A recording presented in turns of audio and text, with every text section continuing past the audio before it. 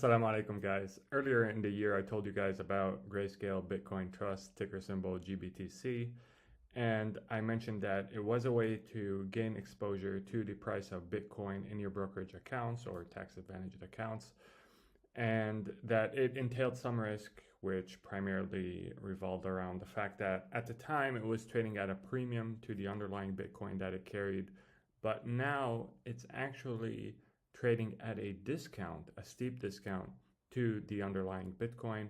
So this is something that I wanted to share with you guys and examine.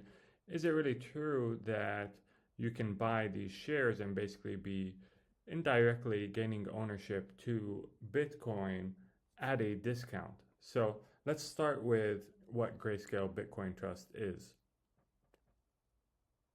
So Grayscale Bitcoin Trust is the largest Bitcoin trust in the world. If you go to their site, you can see that they have in assets under management around $40 billion, which translates to around 650,000 Bitcoins. And they have a 2% management fee. I'll tell you a bit about that in a second. But basically, the objective of this trust is to follow the price of Bitcoin. They have it here. So shares based on Bitcoin per share, as indicated below, track the Bitcoin market price, less fees and expenses. Well, right now they're not doing that. Right now they're actually trading at a steep discount to the underlying Bitcoin. So if you go to market performance, you can see here in the green what GBTC has done in terms of price versus in the darker black here, you can see what the price of Bitcoin has done. And you can see that historically, the price of GBTC has basically always been above the price of Bitcoin until recently, where the price of GBTC has fallen below the price of Bitcoin. And you can see it here illustrated in a different form where they have Bitcoin holdings per share and they have right next to it the market price per share of GBTC. And you can see there's a difference here where the Bitcoin holdings per share are actually more valuable than the market price of a share of GBTC. So how can this happen, right? How can the price of GBTC shares be trading at something different than what they're actually worth? Well, the reason for this is that you cannot redeem your shares of GBTC for Bitcoin. If you are able to do that, then traders would just arbitrage away any difference in price between a share of GBTC and what the underlying Bitcoin is going for on the market. However, since you can't redeem your shares for actual Bitcoin, these discrepancies between the price of a share and the price of the underlying Bitcoin can go on for a very long time.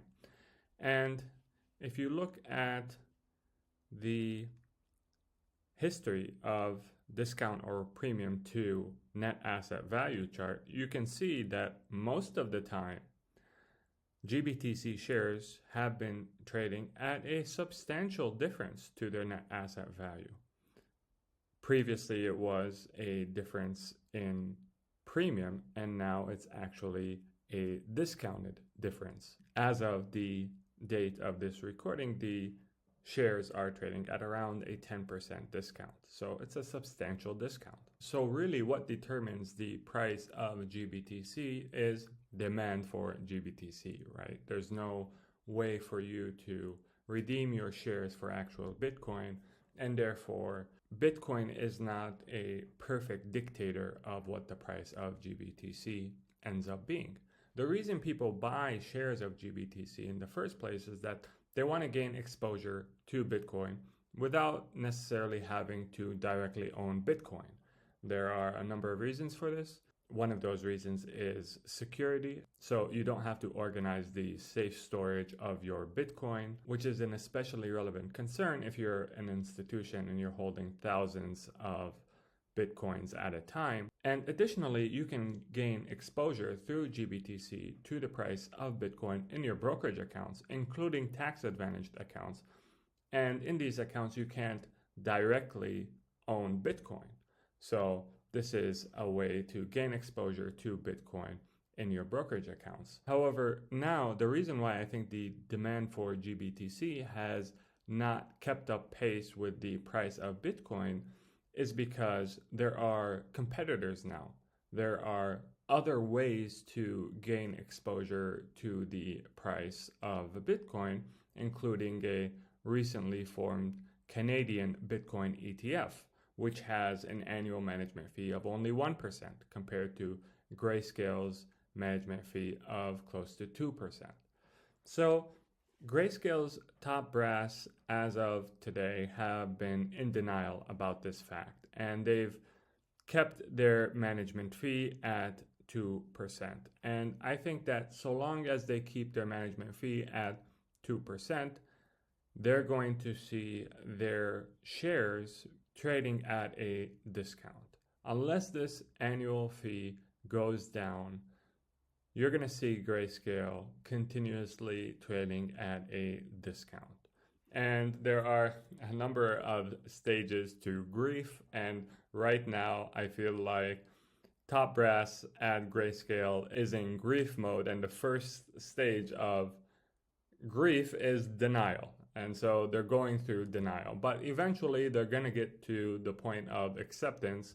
And when they get to that point, I think they're going to end up making the moves that they need to make in order for them not to become increasingly less competitive. So for myself, considering that I'm bullish on Bitcoin long term, this would represent an opportunity to buy Bitcoin at a discount, because I think that eventually Grayscale's management is going to come to terms with the new market dynamics, and they're going to make themselves competitive again, and this discount will probably shrink in the future. Obviously, one way this trade could go badly is if the price of Bitcoin itself went south. But as I mentioned, if you're like me and you think that the price of Bitcoin is going up over time, then I think there is a compelling opportunity here.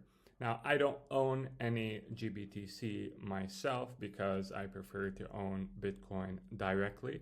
And by the way, if you use the Coinbase link in the description and you'd like to buy Bitcoin directly for yourself, you'll get $10 of Bitcoin free as soon as you make your first $100 purchase of Bitcoin. Unfortunately, GBTC is not available on M1 Finance, the brokerage that I usually recommend on this channel. Link in the description if you want to check it out. But you can buy GBTC at most of the major brokerages. Fidelity, I think, has it, as does Charles Schwab. Nothing in this video was meant to be investment advice. Make sure to do your own due diligence. If you found this video beneficial, I'd really appreciate a like, subscribe for more content. Until next time, make sure to take care of yourself. Assalamu alaikum, and peace be upon you all.